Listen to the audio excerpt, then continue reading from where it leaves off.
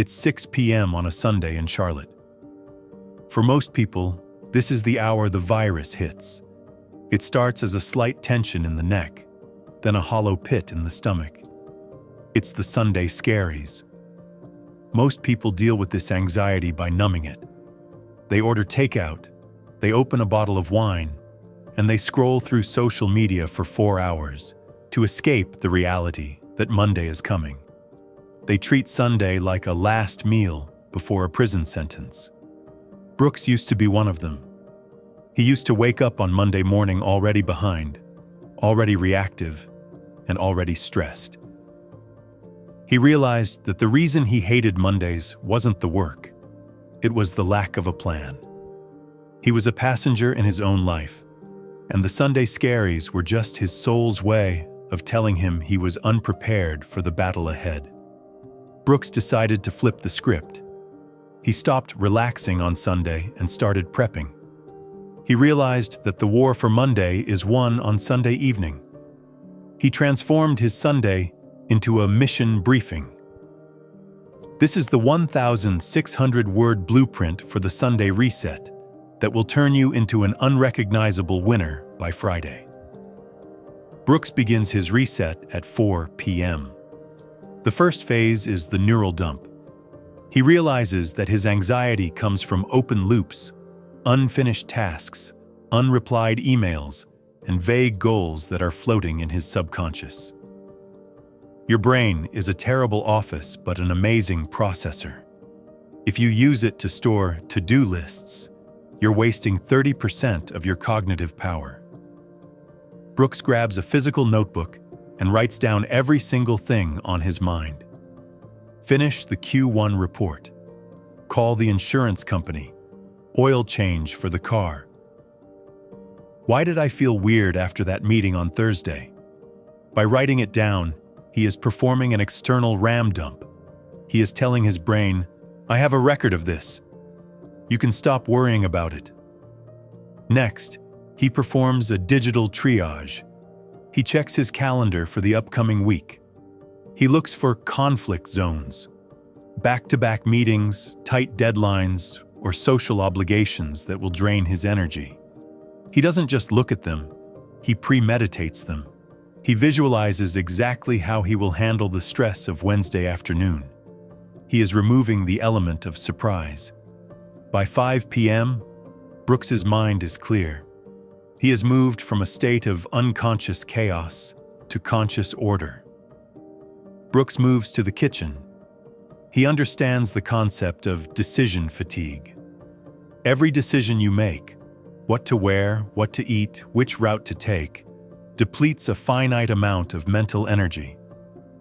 By the time most people get to their deep work at 10 a.m., they've already made 20 meaningless decisions and exhausted their willpower. Brooks eliminates these decisions through automation. The fueling system. He preps 5 identical lunches. High protein, healthy fats, 0 simple sugars. He doesn't want to decide what's for lunch on Tuesday. He wants to eat for output. The uniform. He lays out 5 outfits for the week. He checks the weather and matches the clothes. He wants to be able to get dressed in the dark in under 2 minutes. He treats his apartment like a staging area. He cleans the kitchen, empties the trash, and sets up his deep workstation. He puts his gym bag by the front door. He pre-fills his water bottle. He realizes that environment is destiny. If he has to hunt for his keys on Monday morning, he has already lost the momentum of the day. By architecting his environment on Sunday, he is making success the path of least resistance. He is greasing the wheels of his own productivity. He spends 90 minutes on logistics to save 5 hours of friction during the week. He is no longer a student or an employee. He is a tactician. By 7 p.m., Brooks is ready for the strategic phase. He sits at his desk with a clean sheet of paper. He realizes that being busy is a form of laziness. It's the refusal to prioritize. Most people have a to-do list of 50 items. Brooks has a big 3. These are the 3 high-leverage tasks that will move the needle on his long-term goals. If he completes these 3 things, the week is a victory, regardless of what else happens. He maps out his deep work blocks. He knows that his brain is at its peak between 6 a.m. and 10 a.m. He protects these hours like a vault. He schedules admin blocks for the afternoon when his energy is lower. He is managing his energy, not his time. He adopts the inversion method. He asks himself, what could happen this week that would ruin my productivity? Answer, staying up too late watching Netflix on Tuesday. Solution, setting a hard digital sunset at 9:30 p.m. By identifying the failure points on Sunday, he can build guardrails to prevent them. He is pre-solving his problems. He feels a surge of sovereign confidence. He isn't hoping for a good week. He is commanding one. He has moved from the reactive class to the architect class. At 9 p.m., Brooks begins the digital sunset. He realizes that Sunday night sleep is the most important sleep of the week. It sets the biological tone for the next 5 days. He turns off his phone and puts it in a different room.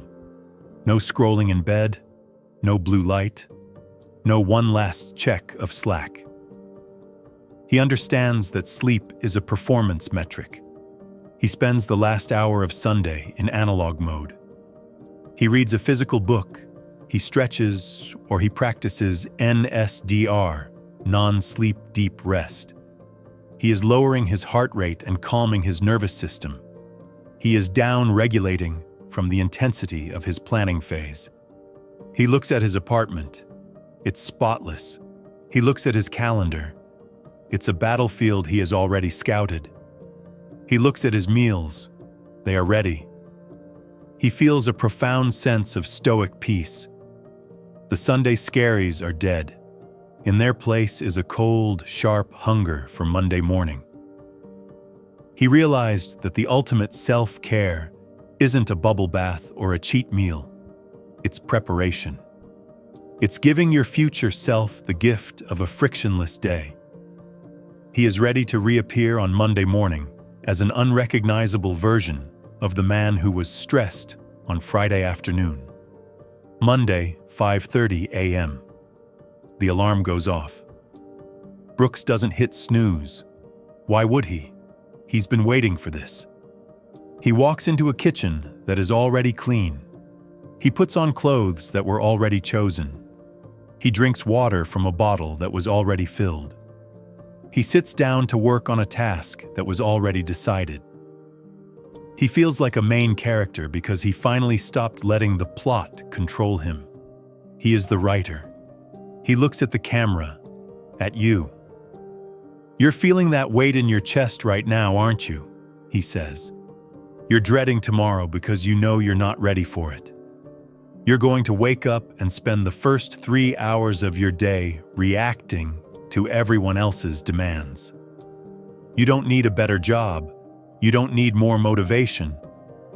You need a reset. Stop scrolling. Stop numbing the anxiety. Put the phone in the other room. Grab a notebook, clear the room, prep the fuel, build the map.